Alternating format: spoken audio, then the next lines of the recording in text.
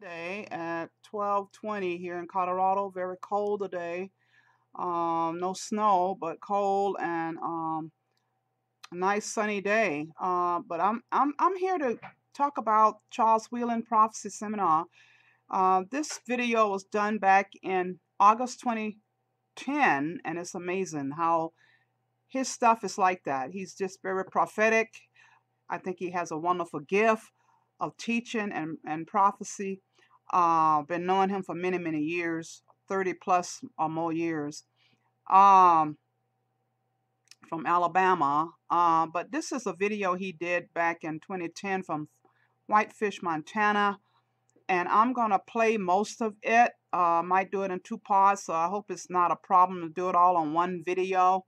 But it was a spot in the video. I don't know. I hope it can play all right for you guys. But my husband tried to record it. I can't get it to work here. But I'm going to try to just play it all on here. And you guys can share it by video. Because it's a very fascinating teaching that he did about what's coming up with Iran. And it's all this stuff is happening right now. It's amazing, happening right now. The economy about to crash. So you'll probably enjoy his teaching on this war with Iran. And I'm going to do that, and that's all I'm going to put on this video, nothing else. I may decide to put some news links in the description box like I always do, but other than that, I'm not putting anything else on this video. So I'm going to play it right now. I'm not going to be on here. I'm going to just let it run, and just had to come and let you guys know what I'm doing here.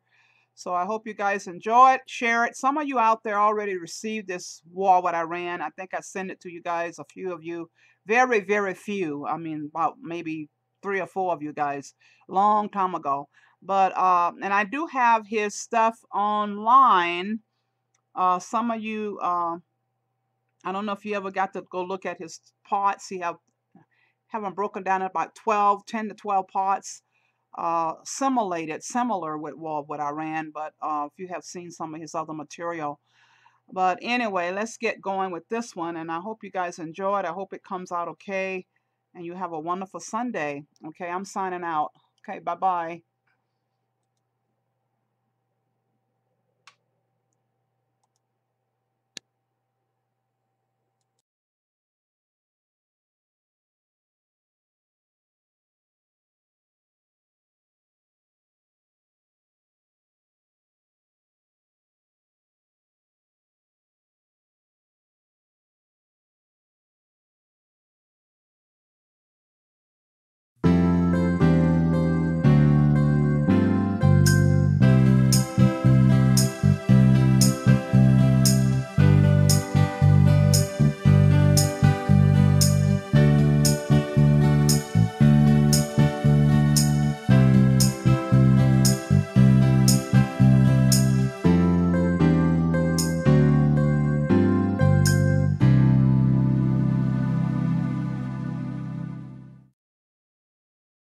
I have on the screen a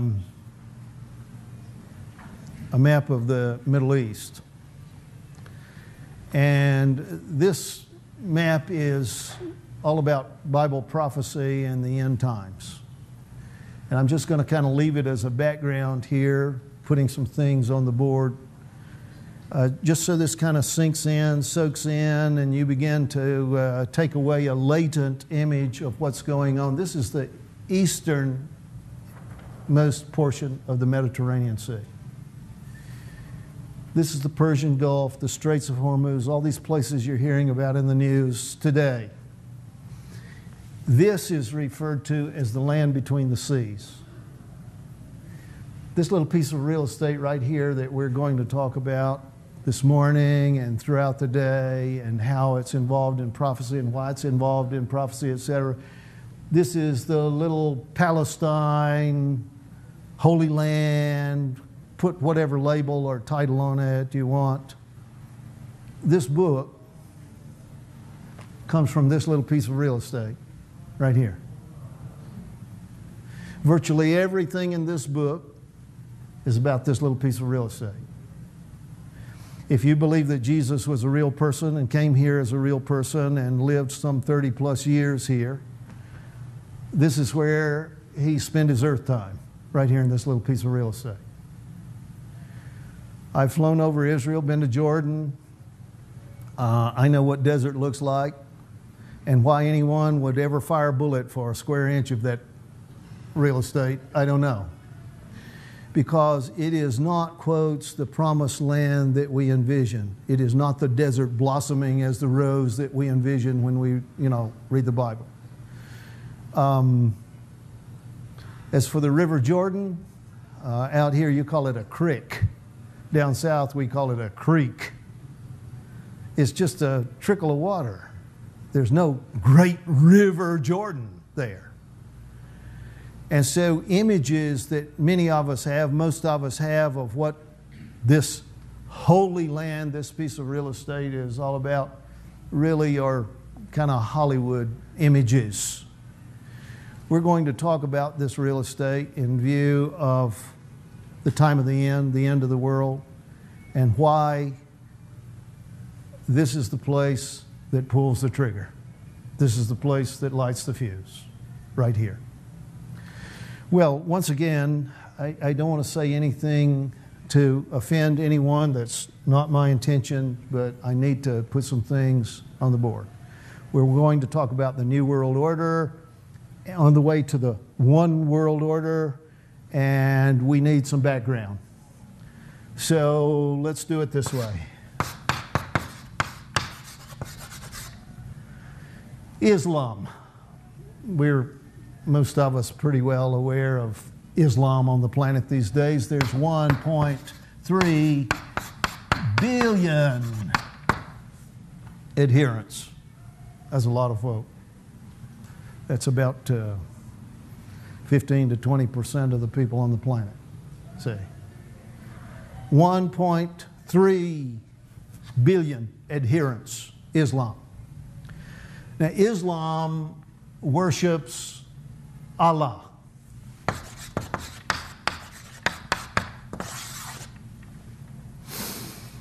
And just a bit about the basic tenets of Islam. They believe that Allah chose Muhammad, that Muhammad is the mouthpiece for Allah, and Muhammad has left Islam with the instruction that you are to own the world. You are to conquer the world. You are to subdue the world. You are to take possession of the whole world. And then you will present this conquered world to Allah through his various imams and so forth. All right? So these people believe that it is their calling, their commission, their duty to own the world.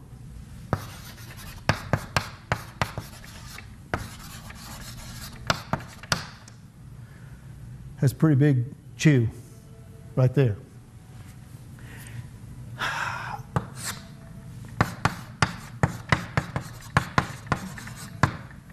Judaism. They worship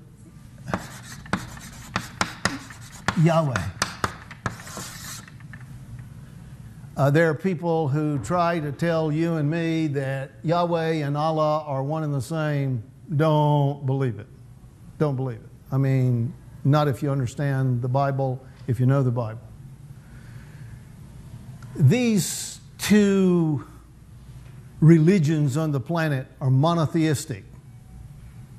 You know what that means? They believe that God is one person and one person only. Period.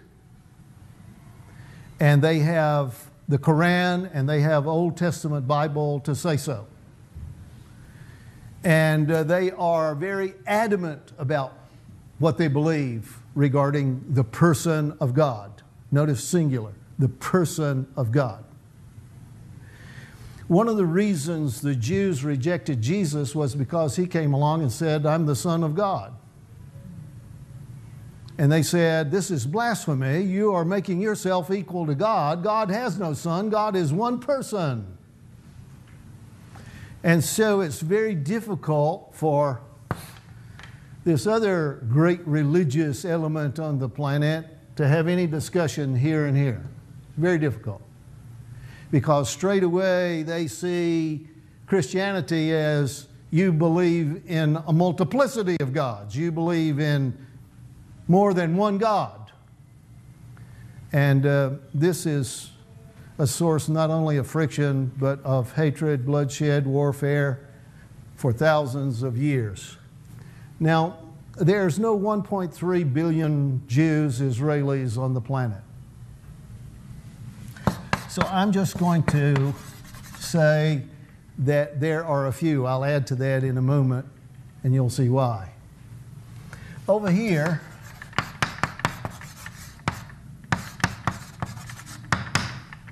I'm going to put Catholicism. Well, why didn't I put Christianity? Because Catholicism claims to be the only true Christianity on the planet. And as a result of 2,000 years of history and movies and all the rest of it, the world sees the Catholic Church as, quotes, representing Christianity. All right? I have to put Catholicism here. 1.3 billion adherents.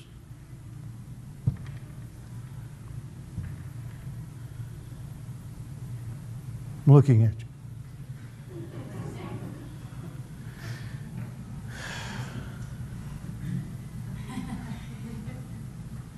Now watch.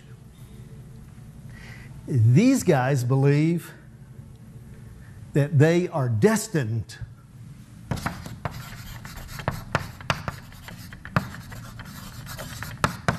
to own the world. And they make no bones about it. They believe that Jesus left Peter and the Catholic system, the papal system, to conquer the world. And when Jesus comes back in the clouds of heaven, hand him the deed. Right? Now let's see if I understand this. These guys claim the same territory these guys claim. That spells trouble. Here's the hitch in this get-along. These guys are only a few, but they own the real estate.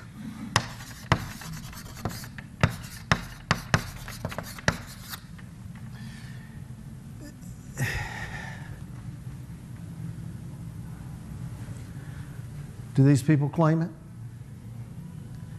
Do these people claim it? But these guys are sitting on it. And these guys say, we're going to get you off. And these guys say, we're going to get it, but we'll come about it in a different way. We'll talk about that down the road. Now here's what most people don't know.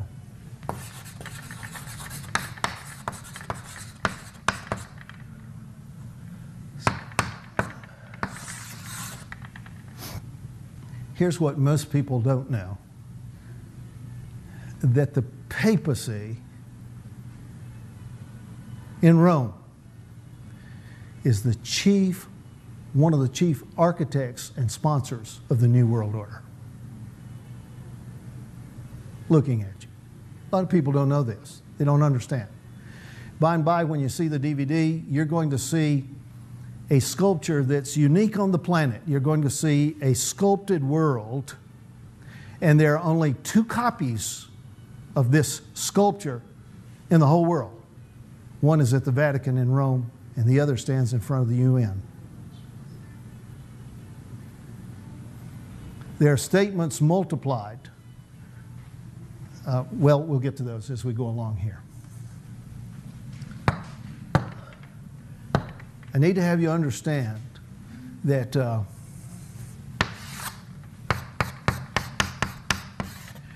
we're on the way to a new world order. Many people have not made the distinction between the new world order and the one world order, which is to come, which is to follow. Many people confuse these two. If Bible prophecy is being read correctly,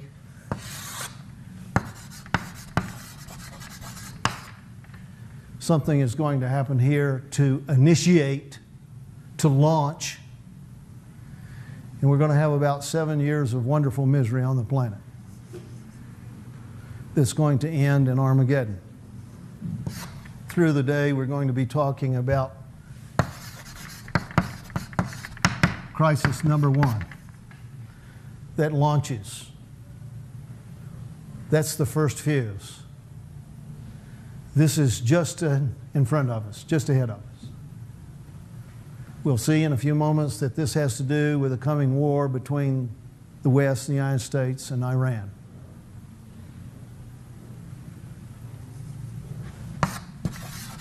Here is crisis number 2. This opens the door for the one world order. And finally,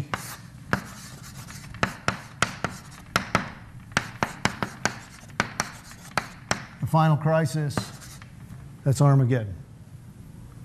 And that's the kaboom boom. That's the end. Now, if you travel and you meet lots of people, and I'm privileged to do so, we find that there are many classes of people out there. And when I'm saying classes, I'm not talking about socioeconomic strata. I'm talking about the varied backgrounds that people have in life. There's some people who are born and reared in a church environment, whatever the denomination, whatever the religion. There are some people who are, well, religion is, you know, it's comfortable because we have young children and we want them to be exposed, and because we go to have communal fellowship and make friends and whatever. And then there are people who have no real background at all in religion. And you come to a seminar like this and you start talking about the Bible. Well, they don't know Genesis from, you know. And my challenge is to make all these varied classes comfortable. Don't want anybody to feel as though because they don't know every book in order and how to, you know, have no real background in this book, they should not feel as though they don't belong. They don't need to hear. They need to hear. For thousands of years, human beings have gone to their shamans, their doctors. They've thrown turtle bones down. They've looked at cards. They've, you know, looked at the livers of animals. They've done to try and predict the future. They've watched the stars, the movements in the heavens. We call that astrology. All people for thousands of years have tried to get a handle on the future. It's really interesting that the disciples, this is after Jesus' death, his resurrection, and now he's showing himself to his disciples. Basically, the first question out of their mouths is this the time? Are you going to restore the kingdom now? Is this the time? And there's this very interesting comment from Jesus. He said, 1, it's not for you to know the time. 2, no man knows. 3, the angels don't even know. 4, there's only one person who knows, and that's God. That's the Father. Jesus said, I don't even know myself. That's because he set aside divine privilege and divine status to become a human being. Doesn't make him less than divine, but he doesn't have the privileges yet that were once his. Foretelling the future is easy. I can tell you the sun's going to come up tomorrow morning. I'm foretelling. I'm telling you right now the sun's going to come up tomorrow morning. And probably for 100,000 days or whatever, I'm going to be correct. I'm going to be absolutely correct in my prediction that the sun's going to come up. But if you know what this book says, it says that one morning it's not going to come up.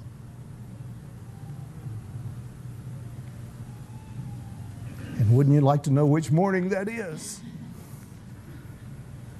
Only God knows. And through the prophets, he says that day will come.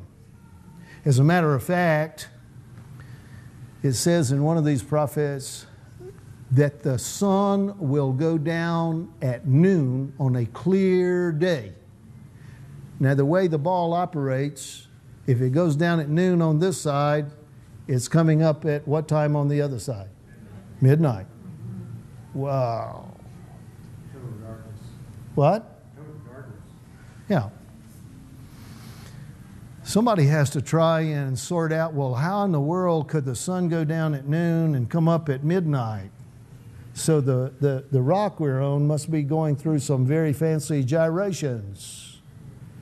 And the prophets say that in the great day of the Lord, the sun's going to stand still and the moon's going to stand still. Well, how can that happen? Well, they're not really going to stand still, but the apparent motion is that they're going to stop and stand still in the heavens. And you can do that by precessing the rock that we're on, by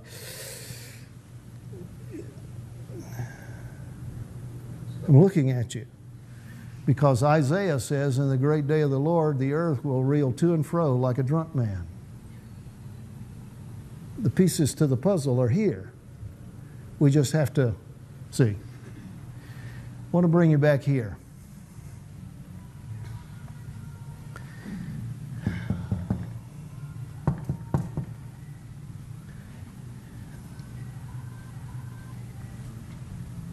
We're all familiar with the expression sibling rivalry. That means you punch your brother or sister in the nose, or vice versa.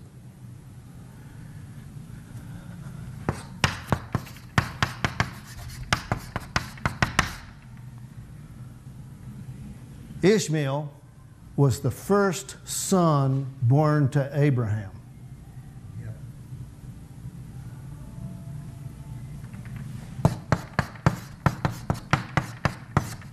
Isaac was the number 2 son. In a patriarchal society, patriarchal system, the number 1 son always receives what? The birthright. And what did the birthright include? All the spiritual blessings and all the material wealth and blessings. In other words, all the dough. Okay?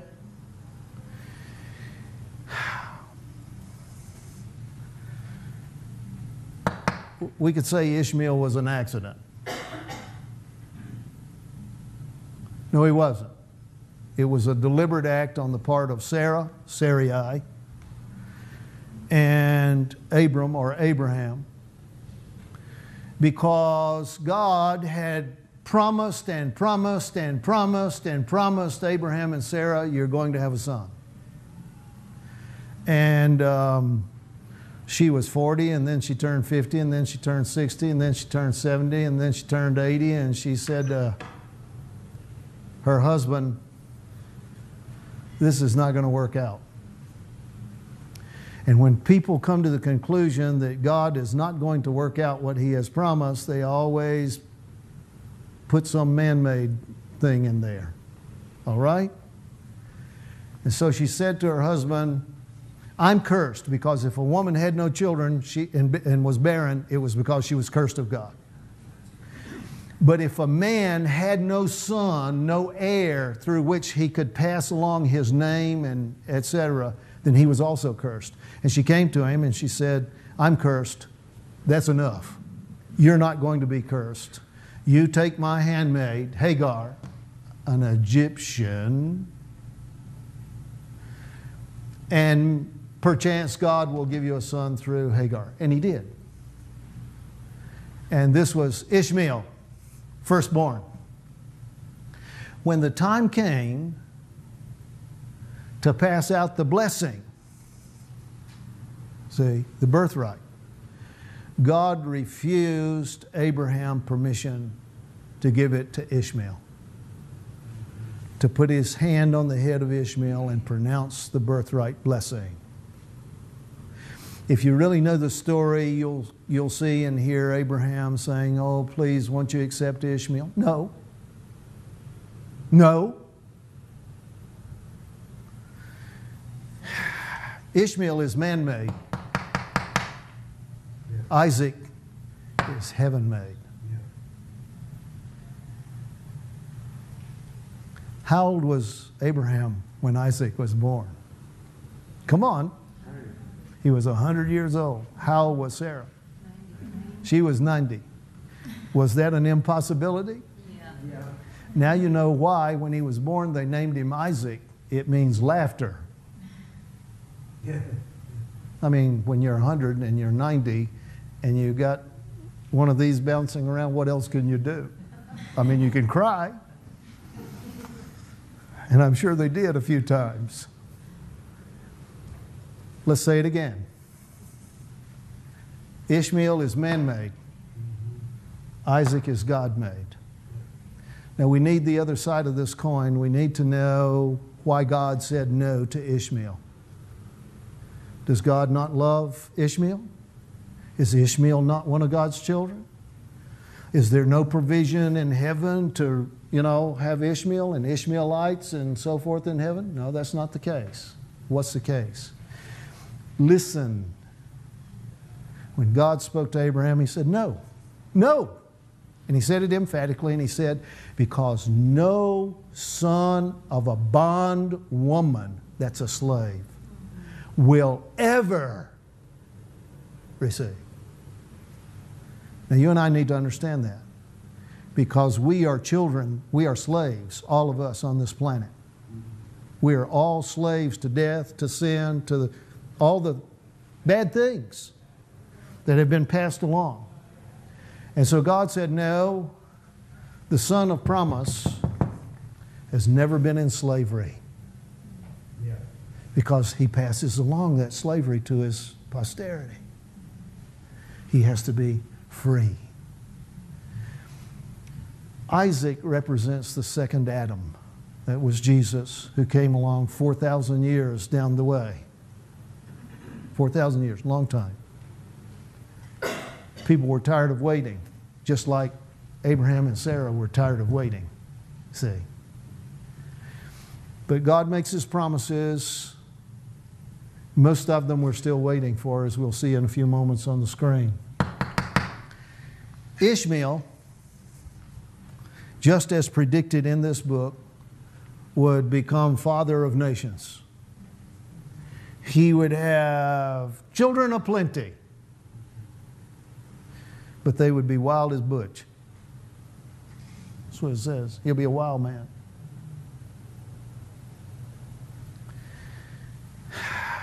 Ishmael has been carrying a grudge for 3,500 years.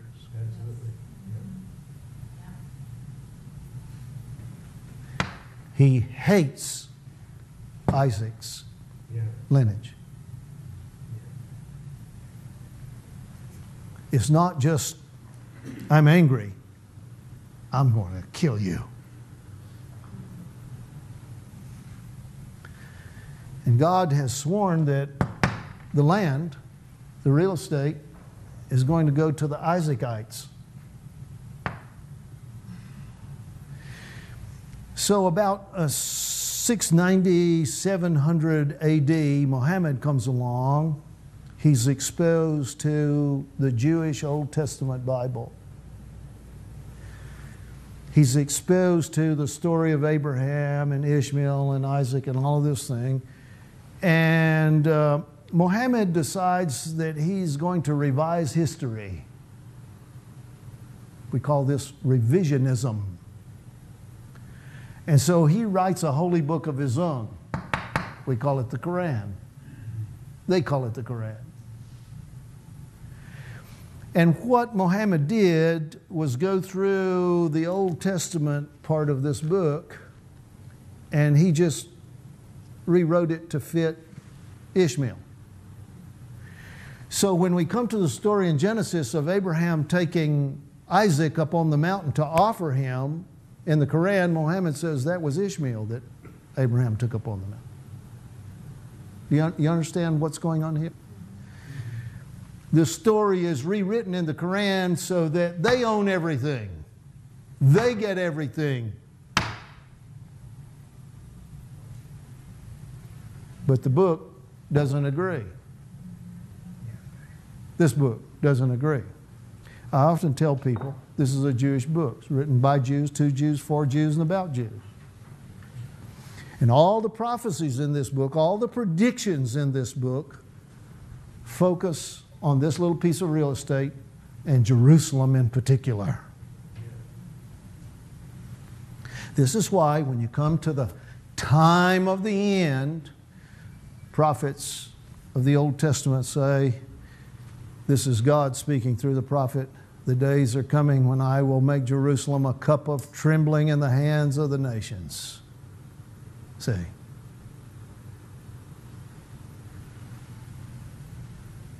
Crisis number one.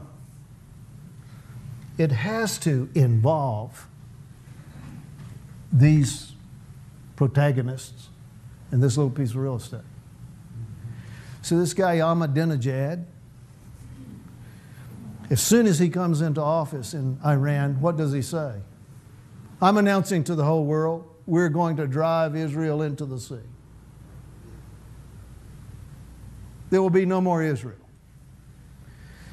Well, if you know the prophecies that are in this book, that's an uh-oh moment.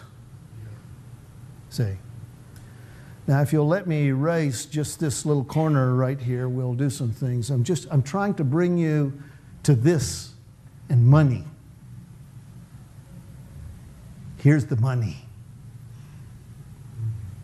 These guys own what everybody wants.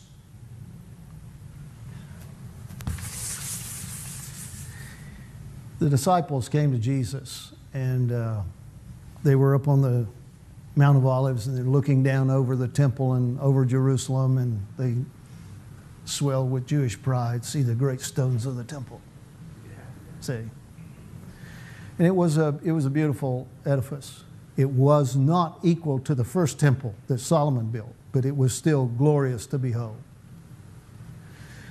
And some of the stones there were actually huge many-ton blocks of marble that Caesar himself in Rome sent over there to adorn this temple.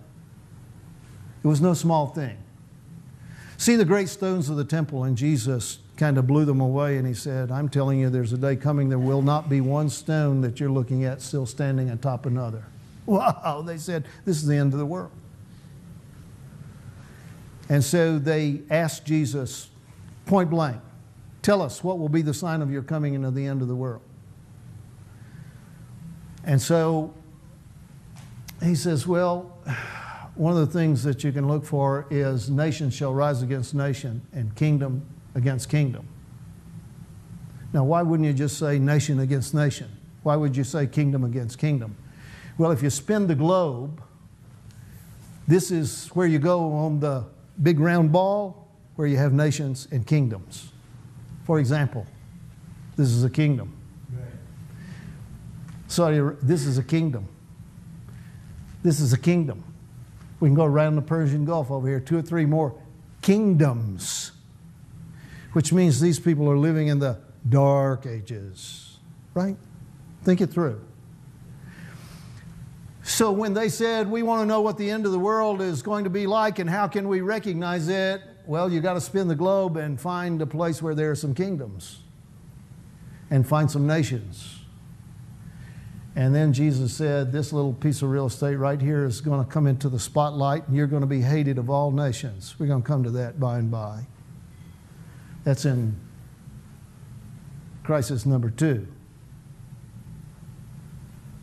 See? Well, this is the crossroads and has been the crossroads of history. So without, bothering to read all of the verses, I'm going to take you over into Revelation 17. Now, John is given a vision. He's the last living disciple, apostle. He's given a vision of the time of the end. and this scarlet-colored beast, and this woman riding the beast, and the kings of the earth, etc., etc. And these powers, these horns on this beast, the angel in the vision says to John, are 7 kings. And I'm going to show you a mystery, the angel says. These are 7 kings. 5 are fallen. 1 is. 1 is yet to come. And the 8th, he's of the 7. Wow. I'll agree it's a mystery, but I sure don't get it. You have to wrestle with a lot of history and a lot of prophecy. You have to look at this a long time. But then you go back. So 5 are fallen. Tell me when Israel became a nation. Come on. No. I'm not talking about modern Israel. I'm talking about Israel as a people. Tell me in the Bible where Israel began. It's called the Exodus. And who was the superpower of the day? Egypt.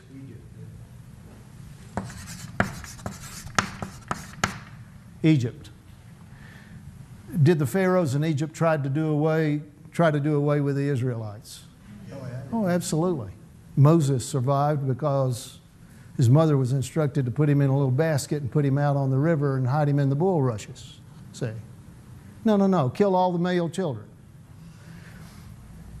If you understand that it was through Israel that Messiah was to come, this was a satanic attempt to defeat God's purpose in the sending of Messiah.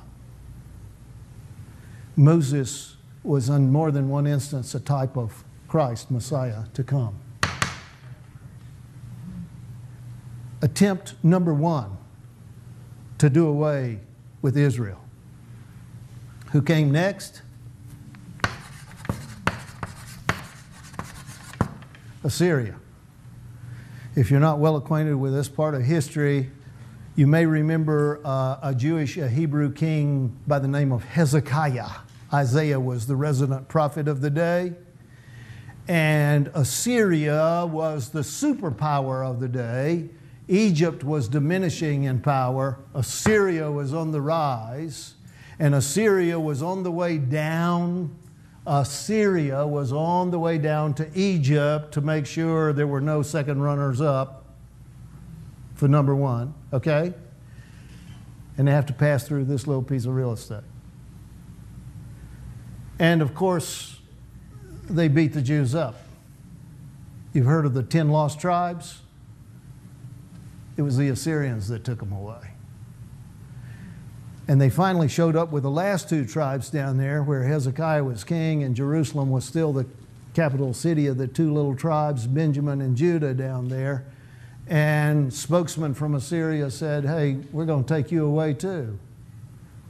And then they went too far and said, your God's not going to save you. And God said to Isaiah, come in, let's have a talk. Go tell Hezekiah, I'm in charge now.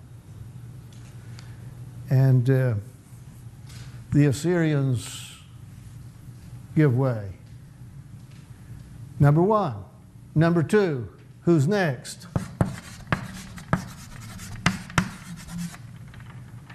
The Babylonians come along.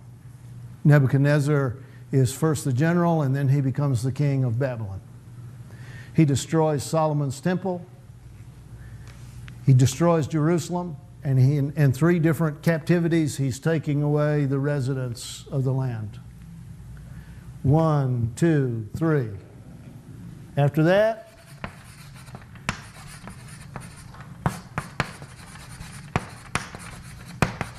the Medes and the Persians. Well, they were friendly at first because the Jews were still in captivity in Babylon, and Cyrus came along. There was some, but do you remember the story of Esther in the Bible? And Ahasuerus? Do you remember what happened in that day, in that time?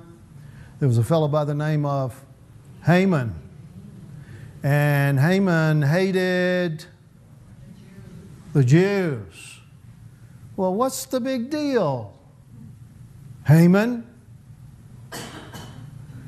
Haman said, I'm important. And when I ride through the gate, everyone bows down. And there's a guy who didn't bow down. What was his name? Mordecai. And Haman says to his charioteer and all the guys around him, he says, who's that? I mean, when everybody's down and you're up, you kind of stick out, you know. Who's that? That's Mordecai. Why didn't he bow down? Because he keeps other laws than ours. That's an uh-oh moment right there. Haman finally connived and worked things around until he had a decree that at a certain day, who would be put to death?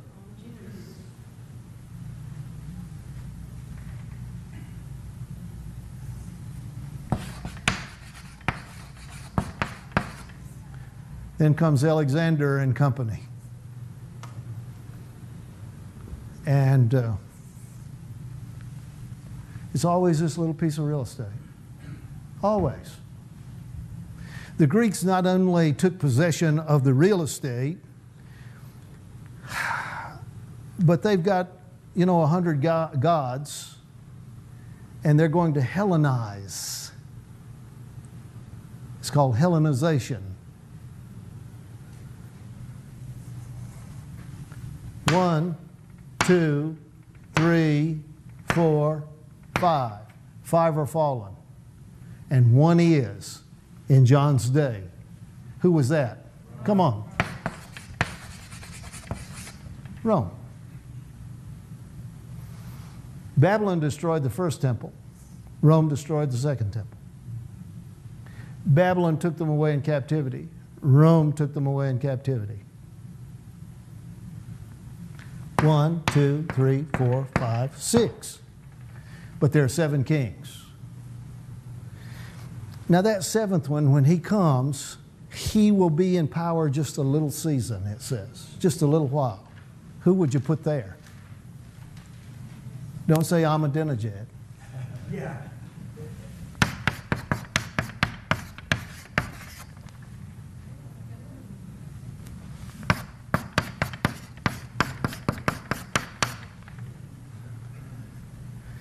Did Hitler try to do away with the Jews? Did he try to do away with all the Jews? Do you know that just before he took his own life, Hitler said, the day is coming when they will thank me because I got rid of the Jews for them. What's all this business of hate the Jews, hate the Jews, hate the Jews, hate the Jews? What's this all about? I want to look at the prophecy and I want to try and understand what's going on here.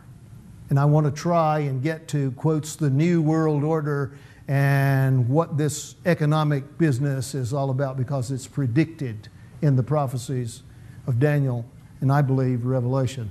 Now what did I do with my, here it is. So 1, 2, 3, 4, 5, 6, and we can say 7. I believe Islam is, because in the Second World War as well as the First World War, Islam was friendly with Germany. And so these two are not unrelated, and this is why Ahmadinejad can pipe up and say there was no Holocaust. See, in defense. Now there's an 8th. There's an 8th. And the 8th is not going to be like any other nation out there.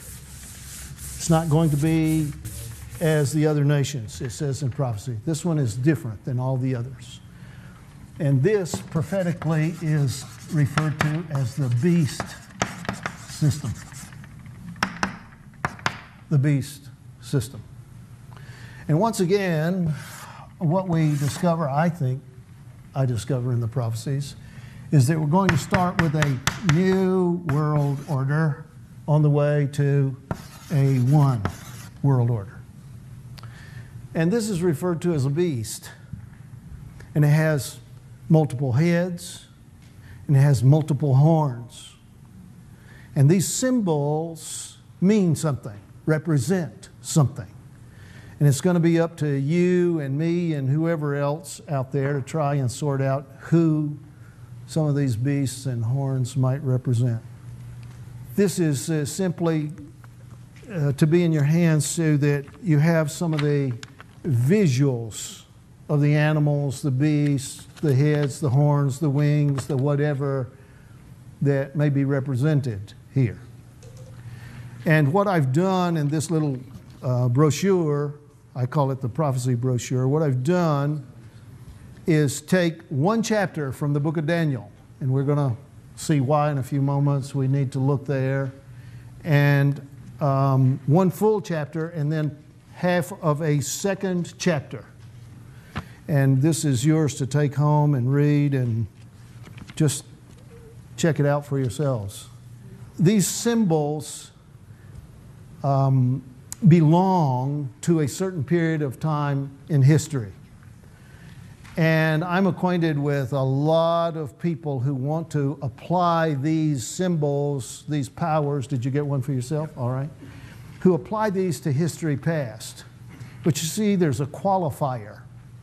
And it's right there at the top of the page.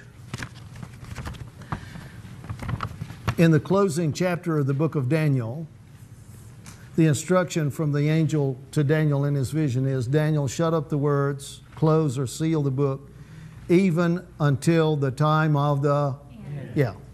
And so I try to say to people in all sincerity, Alexander the Great won't work, guys.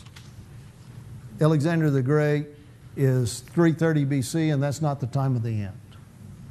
So we're looking for some powers on the planet at, quotes, this time that's being represented here that could be represented by, for example, a lion with eagle's wings, or a bear, or a leopard with 4 heads and 4 wings, and then finally there's this terrible beast with 10 horns, this nondescript beast with 10 horns, and afterward this little horn that's going to come up.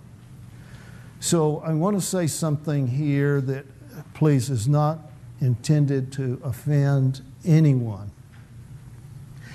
I believe that when we're out of here and on the other side, there will be lots of Muslims loved by God, saved by God. I believe that. I believe there will be lots of Jews. All right? And I believe there will be lots of Catholic Christians and Methodist Christians and on and on and on and on and on. Jesus didn't say, you know, I came to give my life for only the folks I like. I like them all. I love them all. I'm laying down my life for the world.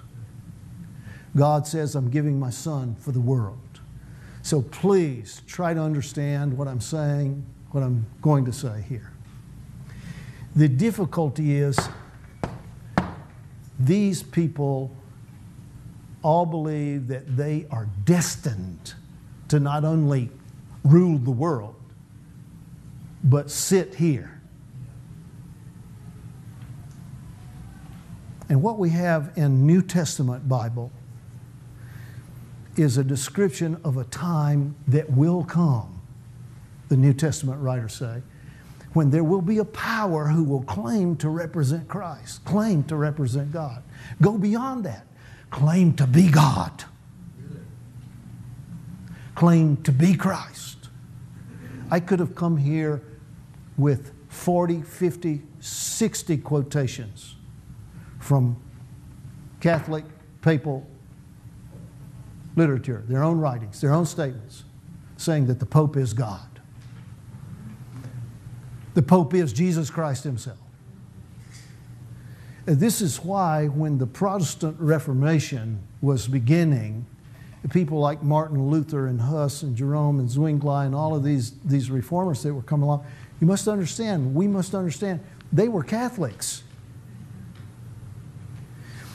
But they became exposed to this, which says, call no man father. It's not talking about an earthly father, it's talking about Holy Father. Call no man father.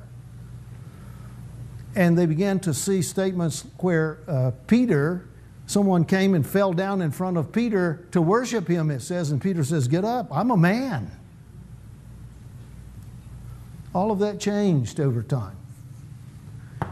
And this system became, as the Protestant reformers recognized, quotes, the Antichrist power. Doing all the things that this book says Antichrist will do and will yet perform.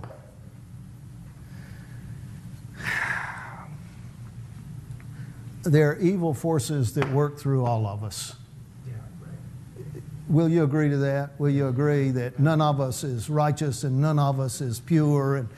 And you know, evil forces work. We wrestle not, it says here, against flesh and blood, but against... Now, because people cannot see these evil forces that are working in their lives and in their minds and through nations and so forth, they cannot see any evil here.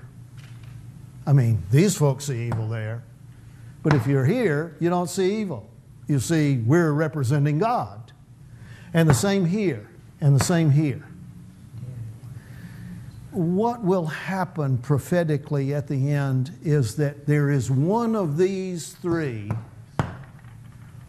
that is going to deceive the other two. Pull the wool over their eyes with nice, pleasing words of let's have fellowship, let's be, you know, brothers, let's do this and this and this. And these guys hand over the deed. And these guys, after they've been socked around a time or two, finally give in a little while and then discover we've been duped and they're back. See, it is this system that is going to become more and more prominent in your evening news. We're talking prophetically now.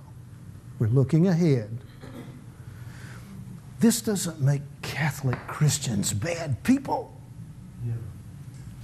If the government of the United States does bad things, that doesn't make all Americans bad. Only the ones in the White House.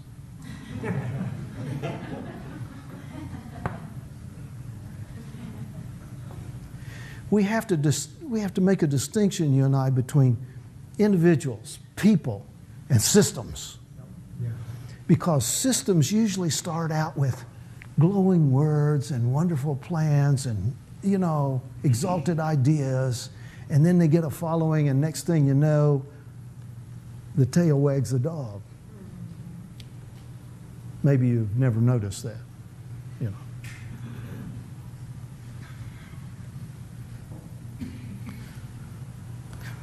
If I were to pose the question, is there anyone here who owns a home?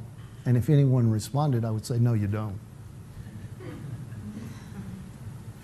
Because every year there are taxes due, and if something happens and you can't pay the taxes, you don't own nothing with a capital N. See, what happens over time is that organizations get power, and then they want to tell everybody when to jump, when to bow down. You need to recognize what's going on here. There is no government on this planet who can prove that they've been around 2,000 years. But this one.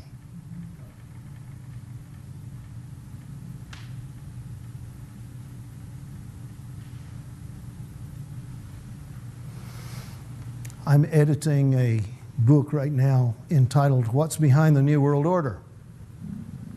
We're going to be furnishing photographs. You see, back in the Middle Ages, when the papacy was at its greatest power, which is going to come back, that's when the deadly wound is healed. the Pope put the crown on the heads of any king in Europe. You're going to be king, you're going to bow in front of me.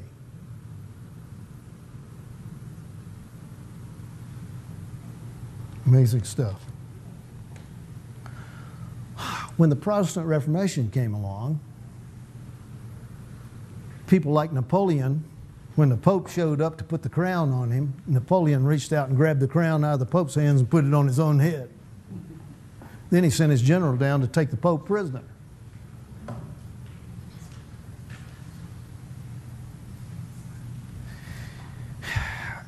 It appeared, it seemed as though the power was broken,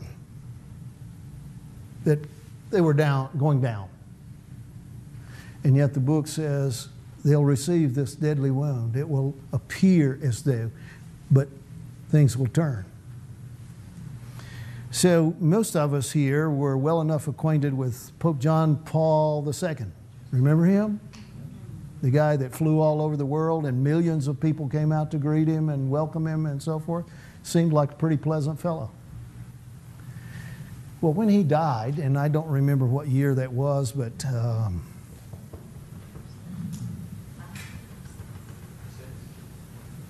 was it 80, 90, 96? What was it? It doesn't matter. 2006. We have a photograph. It's going to appear in this little book, What's Behind the New World Order. We have a photograph that was taken at the funeral of John Paul II. And there's the dead body of John Paul II dressed in his regalia and stretched on this bier. This is not like a coffin. He's lying on this marble and seen bodily. And guess who else appears in the photograph? 3 presidents. 3 U.S. presidents and their wives kneeling down beside.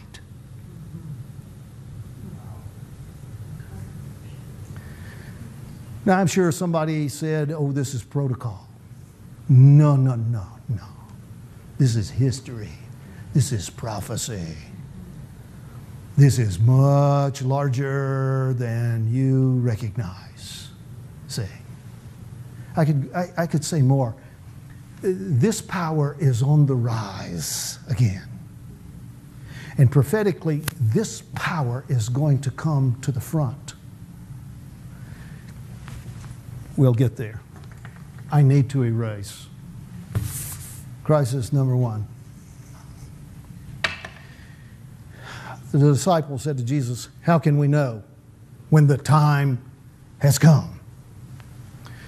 And if you'll read that conversation, Matthew 24, Mark 13, and Luke 21, if you'll read it for yourselves, you will see that Jesus almost immediately begins quoting from the book of Daniel. As the conversation continues, Jesus telling his disciples, giving them this catalog of things to look for, events to take place, etc., you'll find that Jesus begins quoting verbatim from the book of Daniel. And he climaxes in this conversation by saying, when ye therefore shall see the abomination of desolation spoken of by Daniel the prophet, whoso readeth, let him understand. See. So some 40 plus years ago, I was impressed to really start giving some very careful time and attention to the prophecies of Daniel. And I made myself intimately acquainted with the writing in various Bible versions, authorized versions, modern, King James, you name it. I made myself acquainted.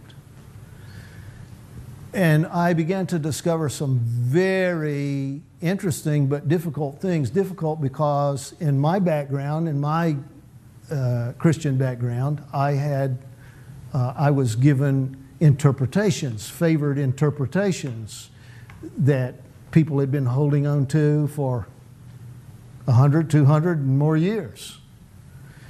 And as I began to examine those interpretations against what it actually said in the book of Daniel. I said, ooh, there's a problem here. No, there's not a problem. There are problems here, difficulties. And so I began to give considerable time and attention and study, and then making a comparison with the visions given to Daniel, I found that the book of Revelation is a mirror of Daniel's visions. So I need to illustrate this simply, if I can. Daniel and John. I've asked myself in heaven 100 times, if not 1,000 times, this guy's living 600 BC. That's 2,600 years ago. What are you wasting all these visions on him for? We need the instruction. Even Daniel himself said repeatedly in his 12 chapters, I don't understand what this means. And the angel would say to him over and over again, it's not for you to understand. You're just supposed to write it down. Yeah. See? And the book closes with, Daniel, shut up the words and seal the book, and it's not going to be understood until the time of the end. Well, then I read Revelation. Now here's John, some 600, almost 700 years later, and he's given these visions of the end. And I'm saying, well, come on, what is this all about? We're the people that need the instruction.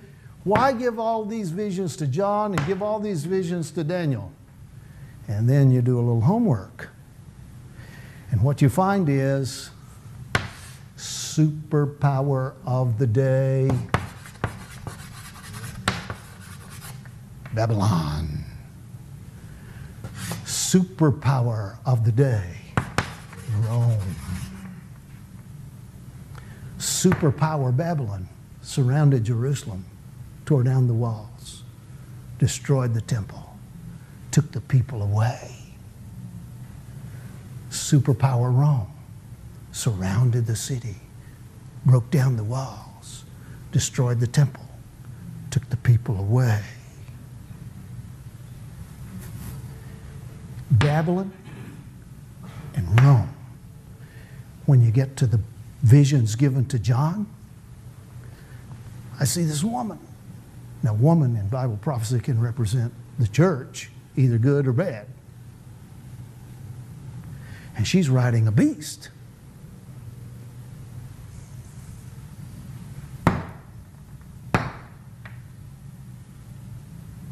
What are we looking for?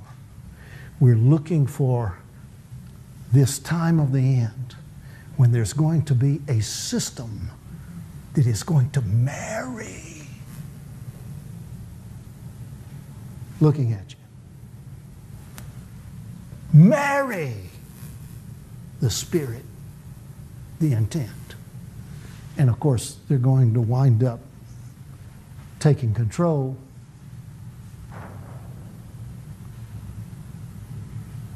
That's crisis number 2. We got to deal with crisis number 1. Daniel receives his first vision in Daniel chapter 7. The first 6 chapters are the stories of, Daniel in the lion's den, the 3 worthies in the fiery furnace, etc. King Nebuchadnezzar's dreams. And when we come to the 7th chapter of the book of Daniel, Daniel receives his first vision. He's receiving 4 visions. And in this first vision, the little brochure that was handed you here, this is where he sees the 4 winds of heaven striving upon the great sea and 4 great beasts, diverse one from another, rising out of the sea. Now what we discover, if we read, just sit down and read for yourself. You don't need anyone else to work things out for you. If you just read, you'll find that this vision is comprehensive. What I mean by that is, it begins at a certain point in time, which I believe is, where we are right now, but we'll get to that. And it goes all the way to the end, and God setting up a kingdom which shall never pass away. So this is comprehensive in that when the time of the end begins, everything that's involved is symbolically represented here. But it's, you're going through lion with eagle's wings, and his eagle's wings get pulled off, and his lion's heart gets pulled out, and on and on and on. You go through all of this, and it's kind of overwhelming. And so what you want is something that's going to zoom in, we say. See, I'd like a bit of discussion on that point, please. I'd like some enlargement on that point. So Daniel receives his second vision. And his second vision, sure enough, enlarges upon this number one power, this lion with eagle's wings. Only in the second vision, he's not called a lion, and you don't see the eagle's wings. But what you do is compare what's going on, and you can see we're dealing with the same power.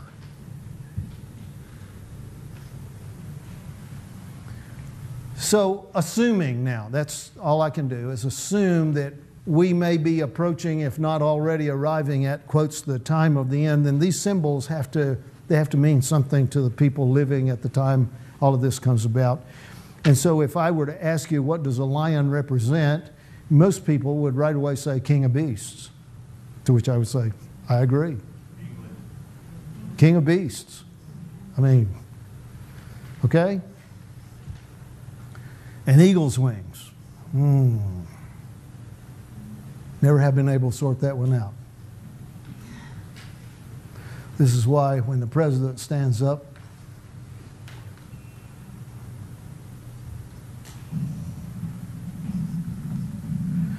and so what you have represented here is a guy with a double dose of number one.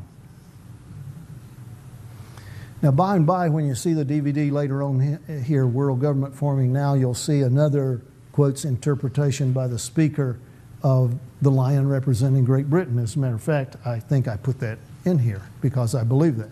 And I believe, as the speaker will bear out, that America came from Britain, et cetera, et cetera. And we, while we have been historically enemies, we have been traditionally friends and allies. See?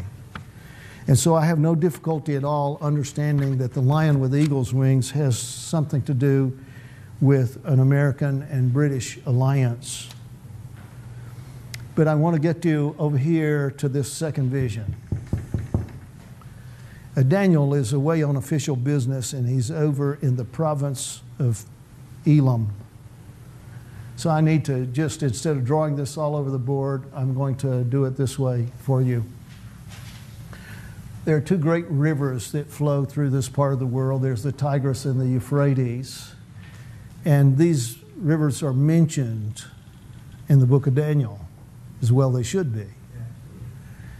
These rivers are the principal rivers of the Middle East, because this is virtual desert everywhere, see. As these rivers flow through almost the whole of modern Iraq, they merge just here before they flow into the upper reaches of the Persian Gulf. I'm drawing your attention here. Why?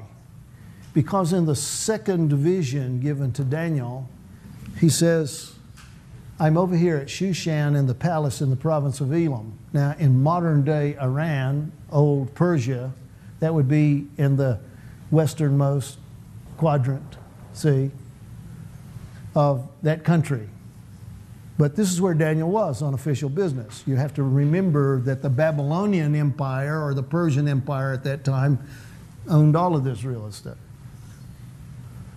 So Daniel is there, and he says, I have this vision in my head. I'm on my bed, and I'm seeing things in vision. And he said, I find myself standing beside the river Ulai. That's U-L-A-I. Ulai. And I wanted to know, where's the river Ulai? And so I do my homework. And I find out that it's this little stream, little compared to some larger rivers like these, but it's nevertheless a river. And it flows for several hundred kilometers. It starts in the mountains up here and meanders and comes down here just about 30 k's south of Basra. And Basra is the second capital, Baghdad being the modern capital 1, and Basra being the modern capital number 2.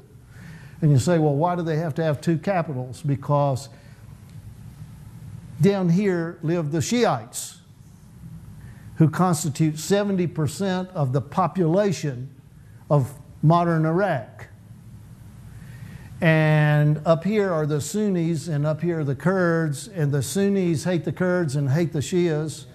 And Saddam Hussein was a Sunni, and he had the guns, and he had the money, and he had the oil. And he was persecuting the Shia or Shiites down here. Now this is Shia Islam. Sunni. I'm trying to bring your eye here to this point because in the vision, Daniel says, I see these angels talking to one another. I see this ram that has 2 horns, and he's butting east and north and south. He's a bully. And he's running over his neighbors. And he got by with it for a while. Daniel says, in my vision, he prospered. He made a name for himself. It says he became great. And he pushes west, and he pushes north, and he pushes south. He doesn't push east. You'll want to bear that one in mind as we go through the day. And while I'm watching this ram with 2 horns, I see a power from the west who came across the face of the whole earth, who touched not the ground as he came. That leaves water and air. See? And he came to this ram which I'd seen standing beside the river, but before he throws him down and breaks both of these horns, Daniel sees that there are 2 horns, but one horn begins to grow. And it grows taller and higher than the other horn. And whatever that second higher horn does angers this power in the west. And he comes across the face of the whole earth, and he comes and he throws the ram to the ground, and he stamps on him and he breaks both his horns. Now I'm looking at you, folk. I'm hoping, I'm trusting that you watch the evening news. I don't mean once a month. I mean that you're keeping up with world events. You see, this would just be unless you have an angel appear in your vision and say, now I'm going to tell you what these things represent, what they mean. And Gabriel appears to Daniel and says, I'm given orders in heaven to come and have you understand. This vision is at the time of the end. Listen, this is where this vision belongs, this ram and goat.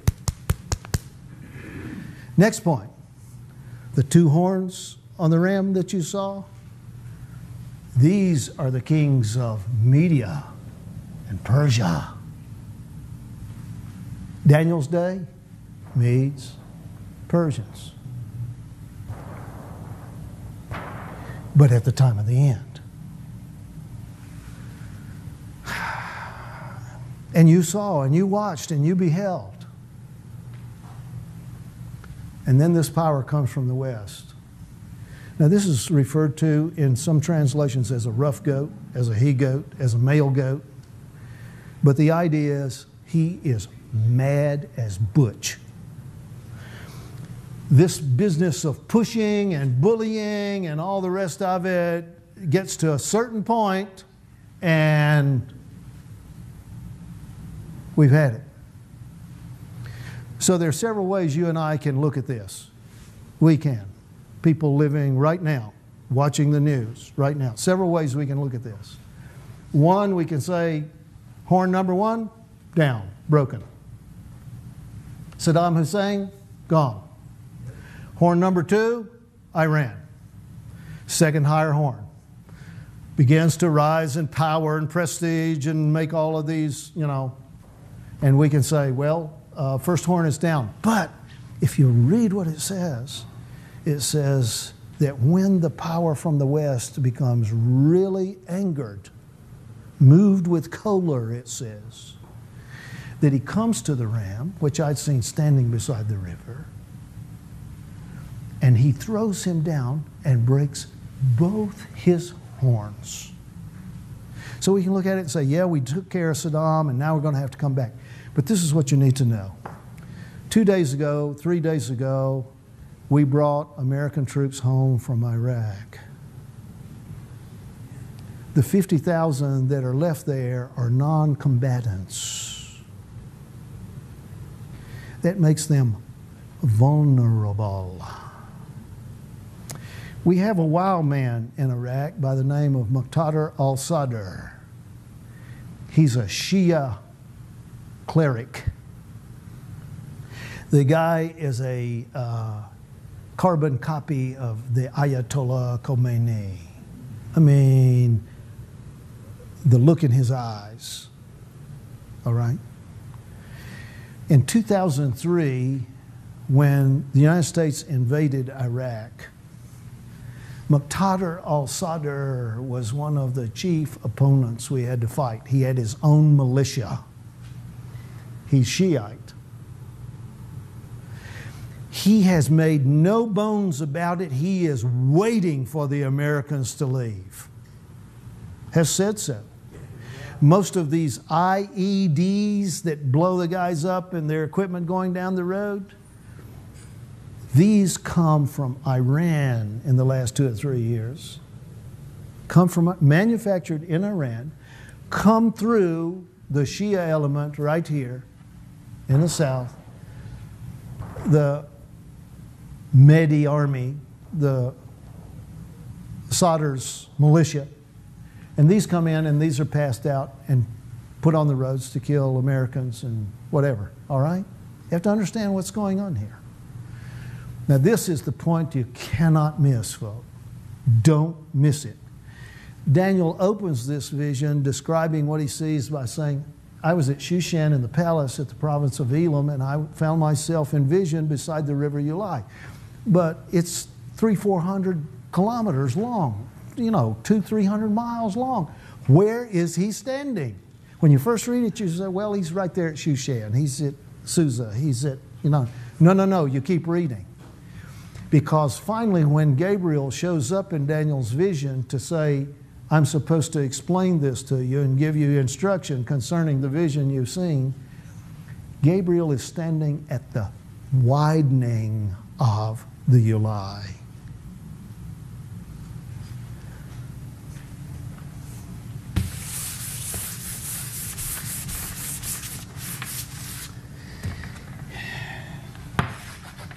Large body of water, lake, ocean, sea, a river. Small body of water, large body of water. When the lesser stream meets the larger, it can't pour its sediment out because there's a larger volume of water pushing against it.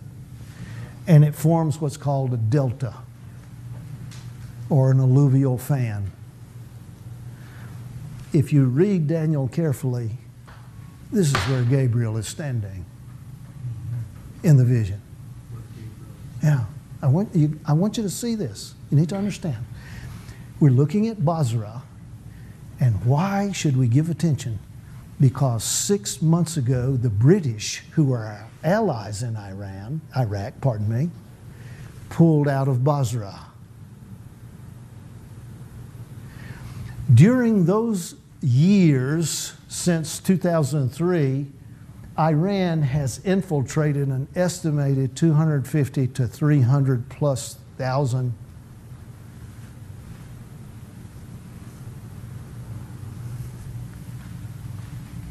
Shia insurgents through here. Now we have the British out of Basra and we have the Americans pulling out. You better watch the news. You better watch the news.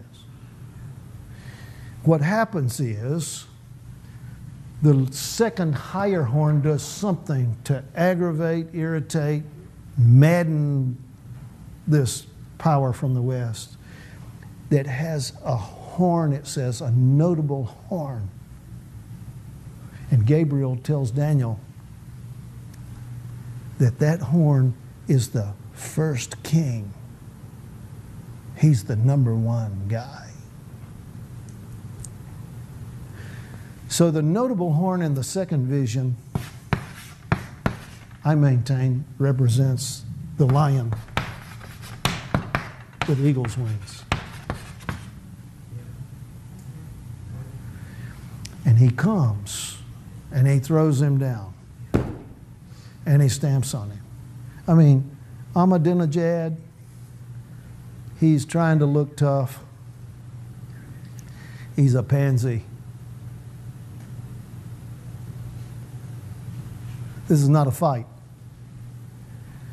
At the personal level, I don't expect us to go into Iran with troops on the ground, but I expect us to blow the hound dog out of them by missile, by air, by whatever. Okay?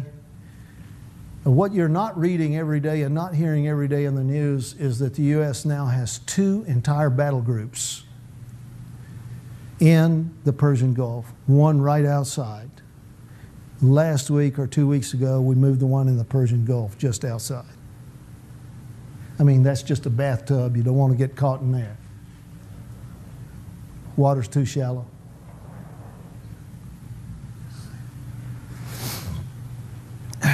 The U.S. and Israel are doing everything that they can to goad Ahmadinejad, Iran and Syria, etc., into doing something so that we now have cause to come in and get you. Every other day in the news, the Israelis are prepared to bomb Iran. And on and on and on.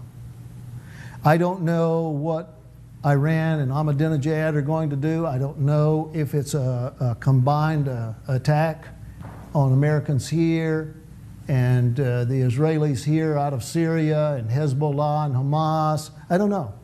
I rather suspect that there's a plan in place. I don't know. Whatever it is, that's the trigger point.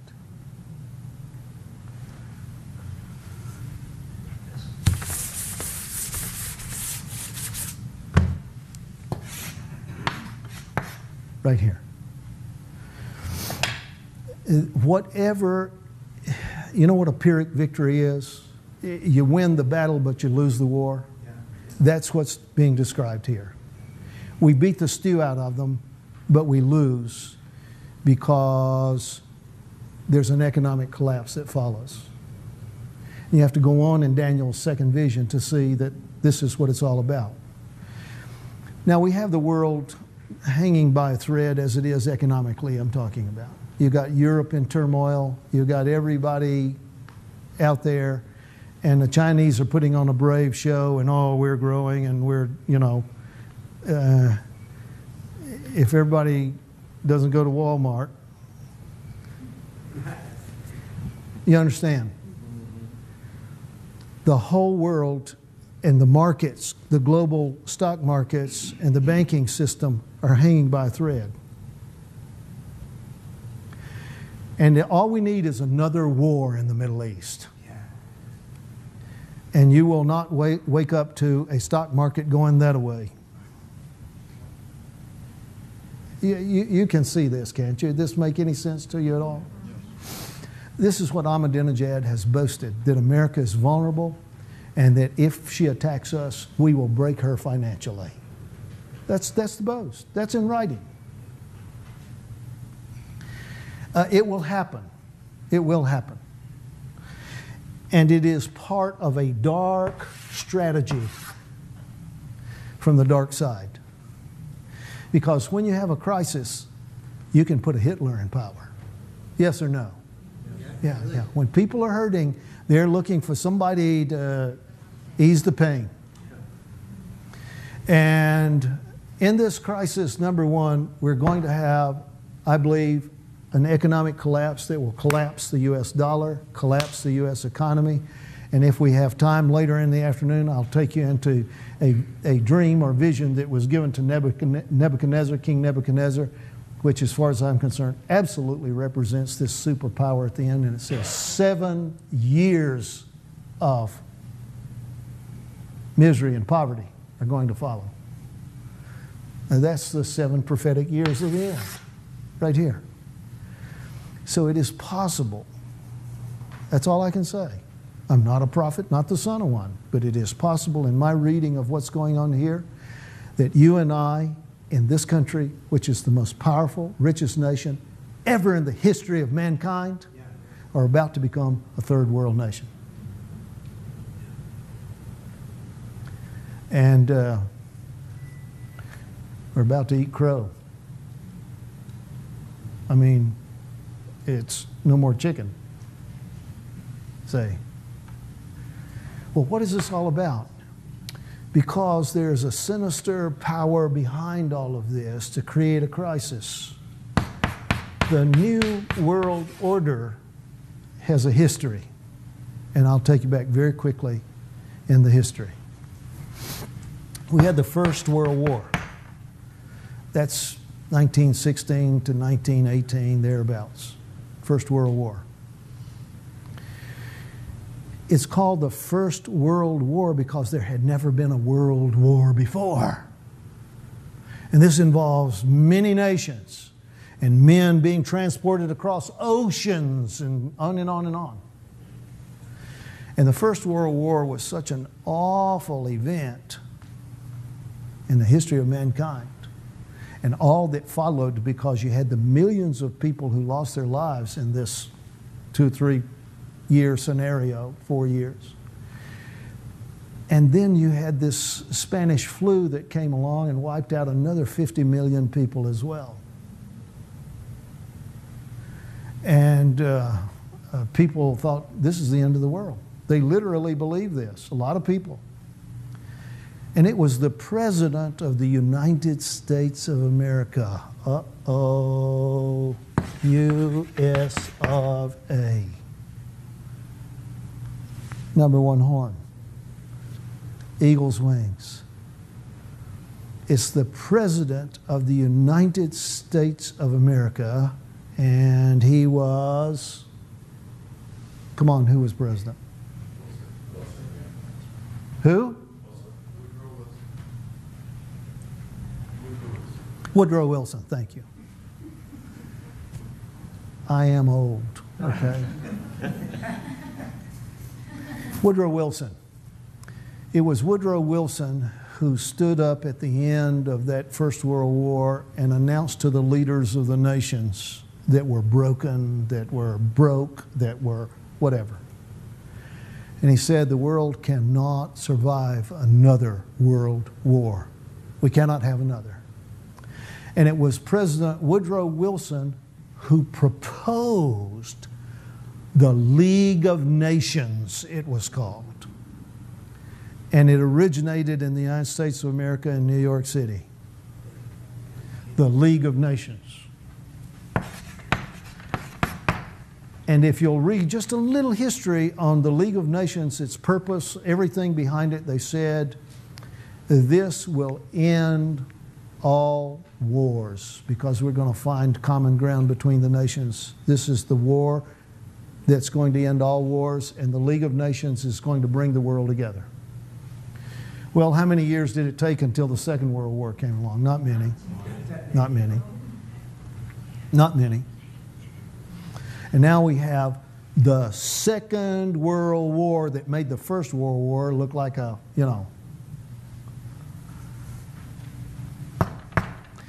Hitler was personally responsible for the death of 57 million people, because he's the one that kicked it off and then got the Japanese and the Italians and the Americans and the British and the Russians and everybody.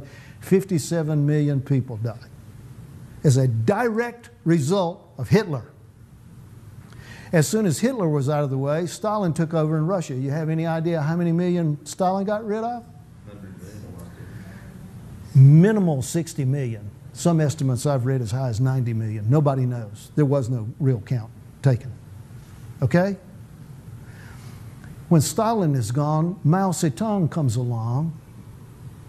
Have you ever read any estimates about how many million Mao Zedong got rid of? 75 plus million people. In a stretch of 2-3 decades. At the end of the Second World War, this statement was made: the League of Nations has not worked. We must come together. And it was changed to the UN, United Nations. Where is it located? Come on, New York City. The United Nations is treated like Washington, D.C. It's in the United States, but the property belongs to a separate entity. All right? That property was donated, that the UN building stands on, by the Rockefeller family.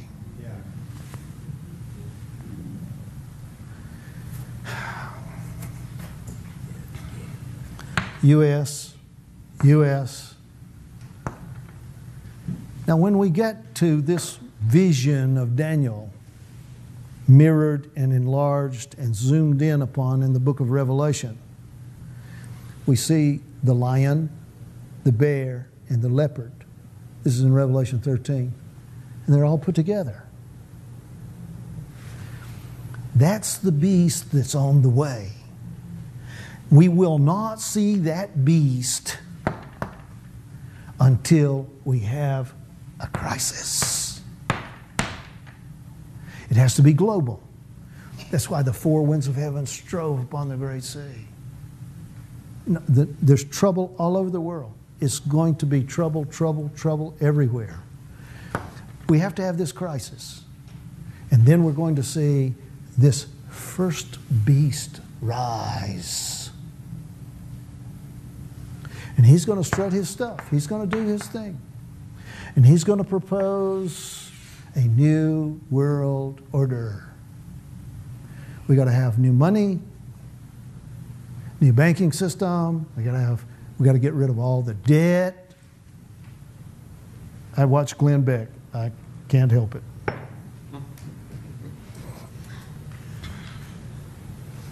I don't know if it's news or entertainment. It's both. I watch Glenn Beck. I respect the man. Glenn Beck is like a lot of other, quotes, conservative voices out there, and he's concerned about all the trillions that we're going into debt and in debt and we can't pay it, and our kids can't pay it, and our grandkids and our great-grandkids, and down the line. We'll never be able to pay off this debt. I sent him an email and said, Glenn, come on, hang it up. They don't plan to pay this debt off. No. They don't plan to pay this debt off. We're going to have a crisis. And then they're going to put this plan together in which if you'll just get on this horse with us, if you'll ride in this buggy with us, we'll cancel all your debt. That's the carrot we hang out there. And things are going to look up. It's going to take about 3 years or so. Things are going to be looking up. Oh, not great the first day or the second or the first year. The second it gets, it's looking up, looking up. But then the Bible says, this is New Testament, the Bible says, and when they shall say peace and... It says in the King James, peace and safety, but if you read it in the original, it says, when they shall say peace and prosperity, crisis number 2 comes. Sudden destruction. Boom. We have to deal with that later in the afternoon. This is where we are right now. This is where we are right now. We don't have a full-fledged new world order yet, but let me tell you, folk, when you see the DVD and you just follow, just go online. Go online and plug in New World Order and read yourself crazy.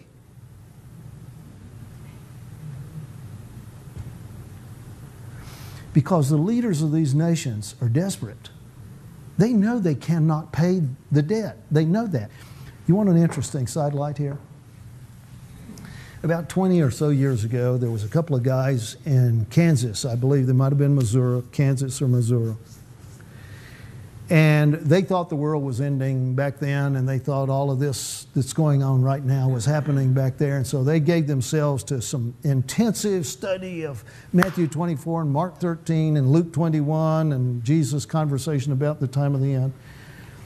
And they focused in on Luke 21 and verse 25, 26, etc. I'll just quote it for you. Upon the earth, distress of nations with perplexity. The sea and the waves roaring, men's hearts failing them for fear and for looking after the things that are coming on the earth. What they did was go back and just parse this thing, going through the Greek. And they said, you know, we've looked at this, and this is really what it says if we could put it in modern English. The time is coming when the nations cannot pay their bills, and there will be no way out. And I say, wow. Somebody read the news before it got there. That's where we are. You know it, I know it, the world knows it. There's no way to pay our way out of this debt. No way. But this is the plan to do it, right here. New world order. As opposed to what comes down the line. We have to talk about this in the afternoon.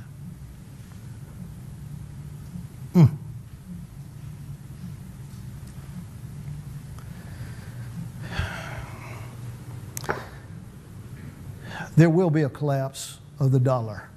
The Chinese announced it 3 weeks ago. The Chinese announced 3 weeks ago that they would no longer buy U.S. treasuries. They are holding about $1.1 trillion U.S. greenbacks.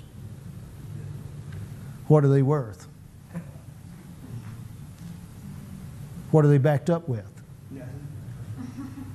Was there a time in American history when the U.S. dollar, the greenback, had something behind it? Yes. Fort Knox.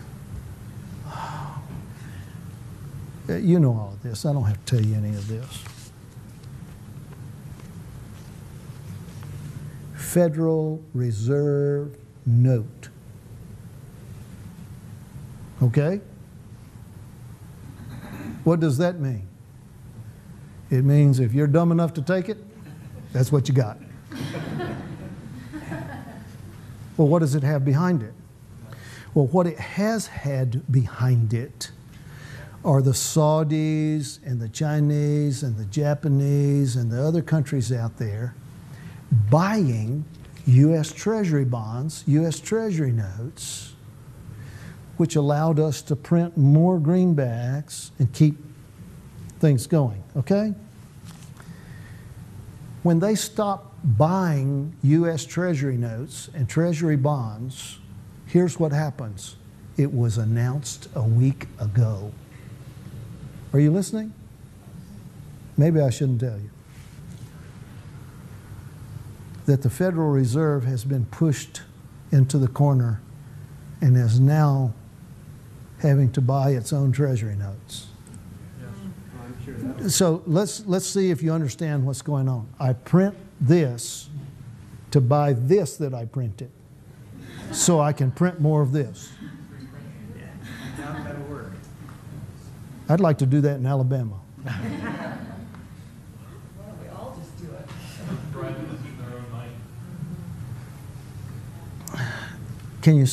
Can you even feel the crisis that's brewing? Listen, folks. You're talking about the most powerful nation, economically, militarily, etc. You're talking about the most powerful nation in the history of mankind. And you're talking about bringing this powerful superpower to its knees. And you say, wow, no, you don't understand. That's you and that's me. We're coming down. So I want to put this together and then put things into your hands in case you're not coming back. Shame on you if you don't come back at 2.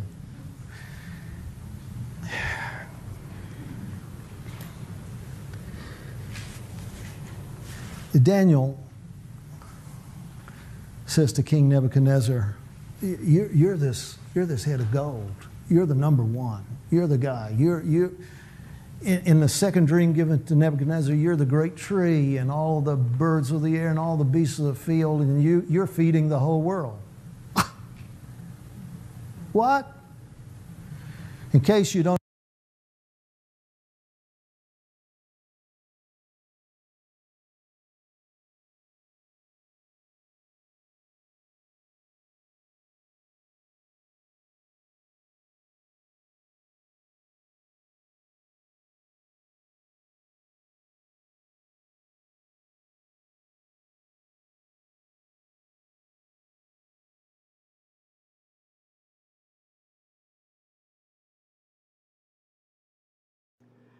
Okay, people, I'm sorry. That's all I can do with this video. It's just got some issues going on with it and one part at the last part of it. But I'm sure you guys, you got to see most of it. And so I'm going to just end this video right now, and I'll see you guys on another video. Try to really get some understanding out of it. If you got questions, you can always write me. So I'm going to go now. Okay. Have a wonderful Sunday. Love you, love you, love you, love you. Shabbat. I mean, shalom, shalom, shalom, shalom. Love you so much. Bye-bye. I'll put some things in the description box relating to today's news. They said an asteroid's on the way tomorrow, something that came up from NASA. So I will put some things in the news for you to look at. Have a great Sunday. Bye-bye.